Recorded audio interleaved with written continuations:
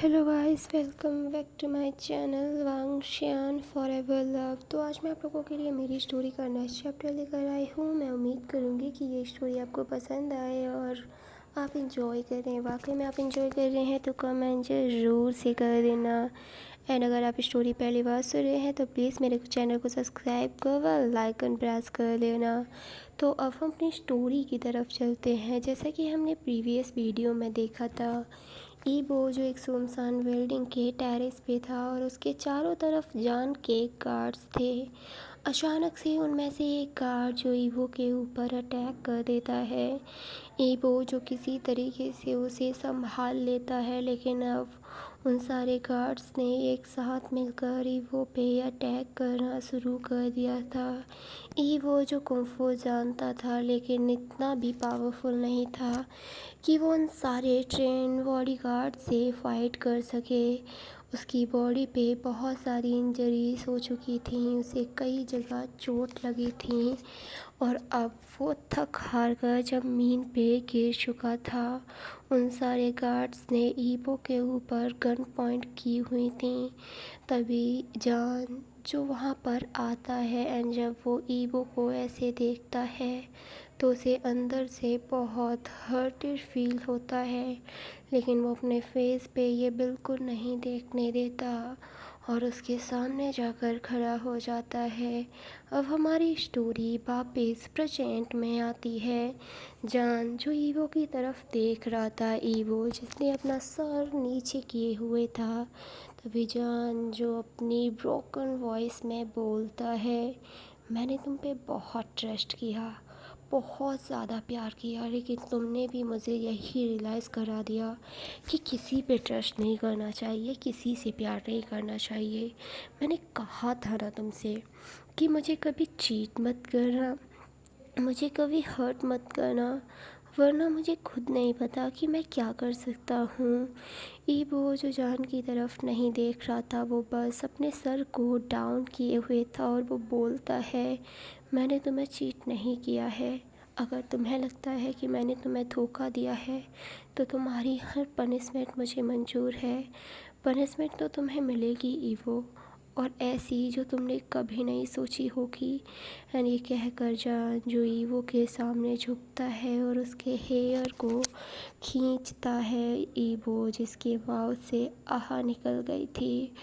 जान जो ईवो के लिप्स पे जो ब्लड लगा हुआ था उन्हें अपने थंब से वाइप करता है और साथ में उस चोट को थोड़ा सा दबा देता है, जिस वजह से ईवो जिसने अपनी आइज़ क्लोज कर ली थी पेन की वजह से, जान जो बोलता है, मैं तुम्हें जान से नहीं मारूंगा, याद रखना इस बात को, लेकिन तुम्हारे साथ अब जो कुछ भी होगा उसके रिस्पॉन्सिबल सिर्फ और सिर्फ तुम होगे।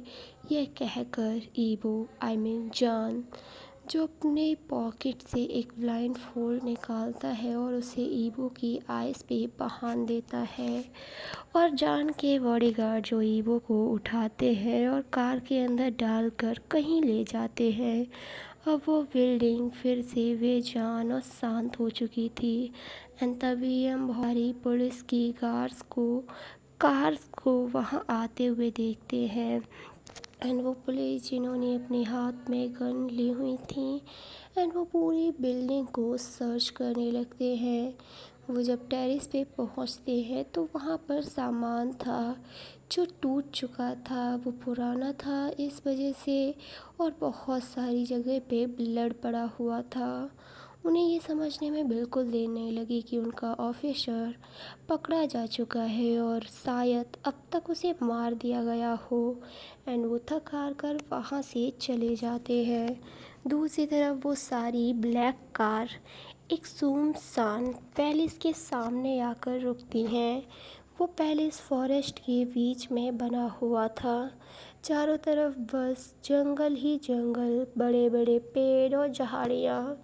जान जो कार से बाहर निकलता है और ईबो को पकड़कर उन झाड़ियों से होते हुए उस पैलेस के अंदर लेकर जाता है।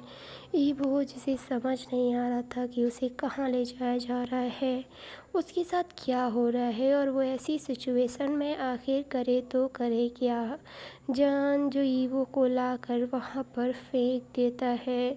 ईवो जो ज़मीन पर जाके गिरता है, उसकी बैक पे उसके हैंड बंधे हुए थे, उसकी आईज जो ब्लैंक रोल से कवर थी, तो उसे कहीं पर कुछ नहीं दिख रहा था। जान जो बोलता है, आज से तुम्हारी दुनिया यही है।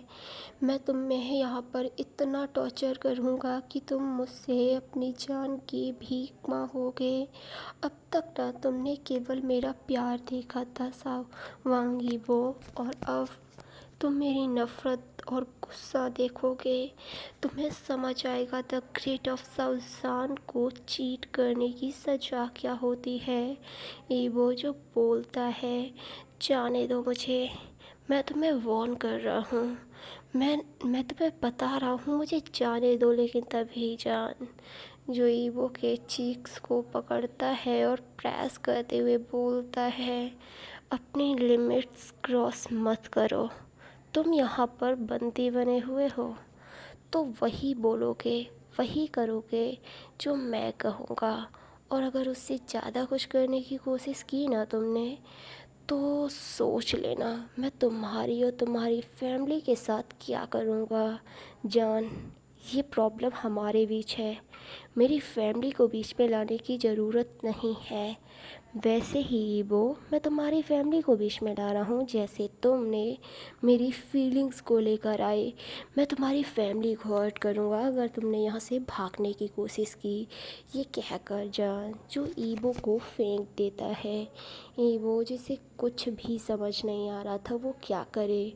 जान जो वहाँ से जा चुका था, और ईवो जो बस ज़मीन पे पड़ा हुआ था, उसे समझ ही नहीं आ रहा था। किसी तरीके से वो एक वॉल के सहारे जाकर बैठ जाता है। वो अपने हैंड को खोलने की कोशिश कर रहा था, लेकिन वो खोल नहीं पा रहा था, जिसकी वजह से उसकी कलाई से ब्लड आने लगा था। जब जान वापस आता है तो वो ईवो को स्ट्रगल करते हुए देखता है। उसे अंदर से बुरा लग रहा था, उसका हार्ट जो पेन कर रहा था, लेकिन उसका माइंड जो बार बार बोल रहा था कि उसने गलत किया है, वो यही डिज़र्व करता है। लेकिन अभी उसका हार्ट जो जीत जाता है, जान ईवो के पास जाता है और ईवो के हैंड को रिमूव कर देता है। ईवो जो अचानक से अपने हाथ रिमूव होने की वजह से अपने आइज़ पे बंधे हुए उस ब्लाइंड फोल्ड को हटाने की कोशिश करता है, लेकिन जान जो उसके हाथ को पकड़ लेता है। ईवो, जिसके माउथ से आह निकल गई थी पेन की वजह से। ईवो जान जो बोलता है, तुम्हें सिर्फ इतनी आज़ादी मिल सकती है, इसे हटाने की कोशिश मत करना। जब तक मैं नहीं चाहता ये तुम्हारी आंखों पे रहना चाहिए, वरना तुम्हारे साथ क्या होगा तुम्हें नहीं पता। ये कहकर जान जो ईवो को उठाता है और उसे एक काउच पे लाके बिठा देता है और उसकी शर्ट को रिमूव करने लगता है। ईवो जो अपनी नोटी सी स्माइल के साथ बोलता है, बेबी, क्या तुम्हारा मूड हो रहा है अभी? शट अप, तुम अपनी लिमिट्स क्रॉस कर रहे हो, तुम यहाँ पर किडनैप हो, तुम्हें समझ भी आ रहा है? तो फिर मेरा बेबी मेरे क्लोथ रिमूव क्यों कर रहा है? डोंट कॉल मी बेबी वो, तुम्हारा ये मत बोलना, वरना मैं तुम्हें जान से मार दूँगा। ओके फाइन, नहीं बोलूँगा, लेकिन तुम मेरी शर्ट को रिमूव क्यों कर रहे हो? चुपचाप से बैठे रहो। ये कहकर जान जो ईवो की पूरी शर्ट को उसकी बॉडी से अलग कर देता है, और वो देखता है उसकी बॉडी पे बहुत सारी जगह पर कटेस लगे हुए थे, चोट के निशान थे। एंड वो उसके बाद उसके पैंट रिमूव करता है तो उसकी लेग्स पे भी बहुत सारी चोट थी। ईवो जो महसूस कर रहा था कि जान जो उसकी चोट्स पे अपनी फिंगर्स को रब कर रहा है, एंड उसके बाद वो फर्स्ट एड बॉक्स उठाकर उसकी चोट को बैंडेड करने लगता है ईवो, जो समझ तो रहा था कि जान उससे बहुत गुस्सा है, लेकिन वो ये भी जानता है कि वो उससे बहुत प्यार करता है और वो उसे कभी हर्ट नहीं कर सकता। ये सोचकर उसके फेस पे स्माइल आ जाती है। एंड जब जान ये देखता है तो उसे बहुत गुस्सा आता है।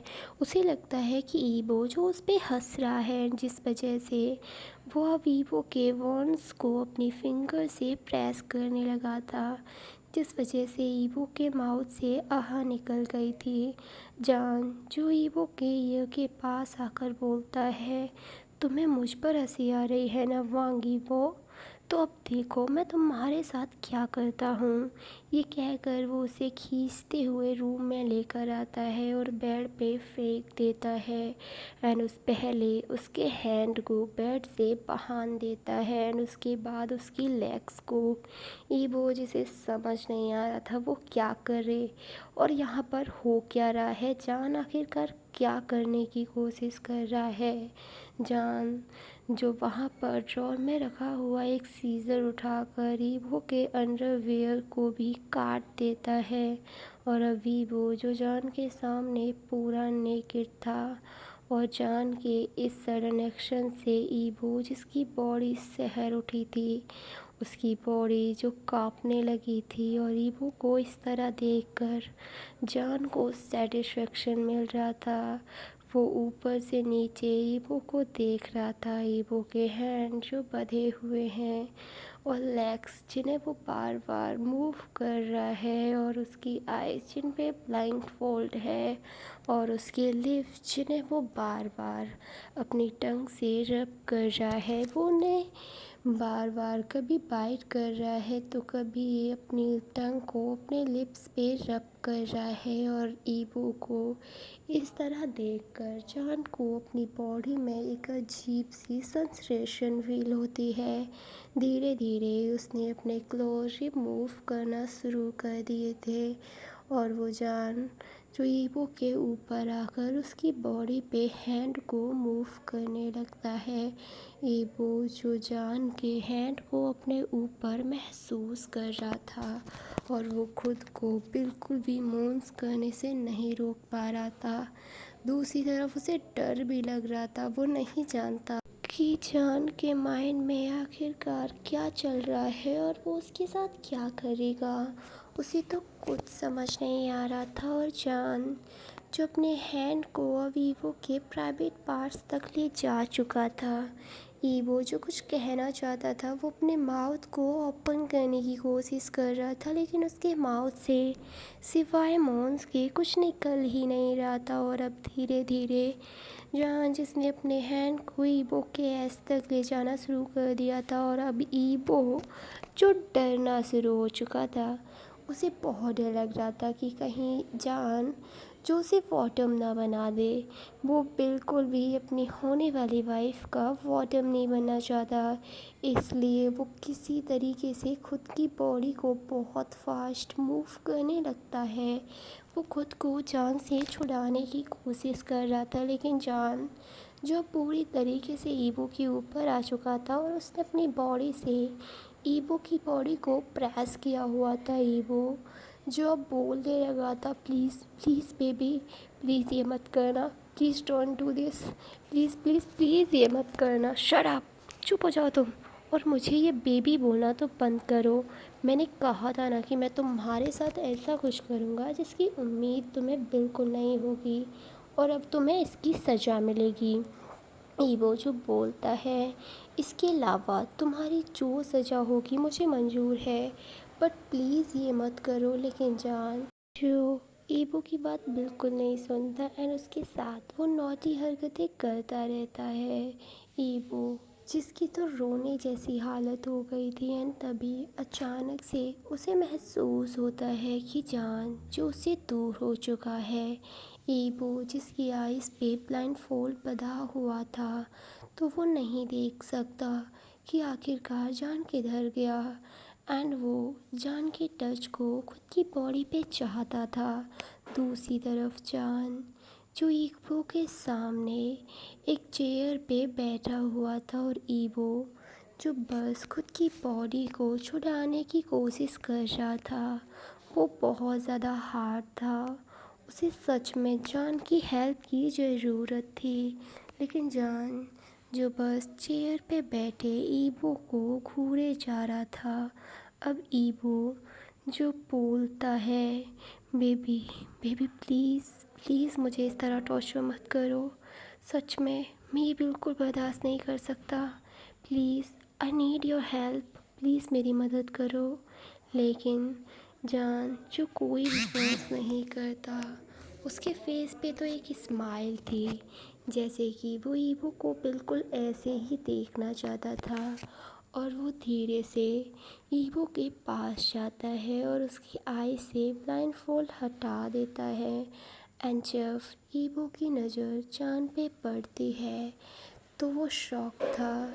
जान जो उसके सामने पूरा नेकेड था और उसकी नज़र जो उसे बस कंटिन्यूसली घूरे जा रही थी। और ईवो जो जान को इस तरह देखकर खुद को बहुत ज़्यादा हंग्री फील कर रहा था, लेकिन उसके हैंड बंधे होने की वजह से वो कुछ नहीं कर पा रहा था। धीरे धीरे जान जो ईवो से दूर होता है और वापस चेयर पे जाके बैठ जाता है। एंड वो धीरे धीरे अपने हैंड को अपनी बॉडी पे मूव करने लगता है। और जान को इस तरह देखकर ईवो जो खुद पे बिल्कुल कंट्रोल नहीं कर पा रहा था और वो बोलता है, बेब प्लीज़ मुझे इस तरह टॉर्चर मत करो, प्लीज़ प्लीज़ ऐसा मत करो। लेकिन जान जो बिल्कुल भी नहीं रुकता है। अब धीरे धीरे उसने अपने हैंड को अपने प्राइवेट पार्ट तक ले जाना शुरू कर दिया था। तो गाइस नेक्स्ट पार्ट में देखते हैं कि आखिरकार आगे क्या होगा। तब तक के लिए इस चैप्टर को एंजॉय करें। फ्रेंड्स मैं जानती हूँ मेरी स्टोरी आपको कुछ ख़ास पसंद नहीं आती और कुछ ख़ास रिस्पॉन्स भी नहीं आ रहा है, लेकिन मैं फिर भी कोशिश कर रही हूँ।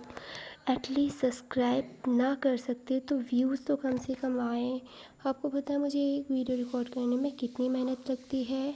बार बार बाहर बारिश शुरू हो जाती है, ऊपर से घर में इतना ज़्यादा शोर होता है कि वो नॉइज़ेस रिमूव करने में मुझे कितनी प्रॉब्लम्स होती है, लेकिन मैं फिर भी कोशिश करती हूँ। ऊपर से मेरी फैमिली वो भी मुझे इस चीज़ को लेकर बिल्कुल सपोर्ट नहीं करती, लेकिन मैं अपना बेस्ट देने का ट्राई कर रही हूँ और आप लोग मुझे सपोर्ट नहीं करेंगे तो सच में मुझे मेरा चैनल बंद करना होगा, और जो मैं बिल्कुल नहीं चाहती हूँ।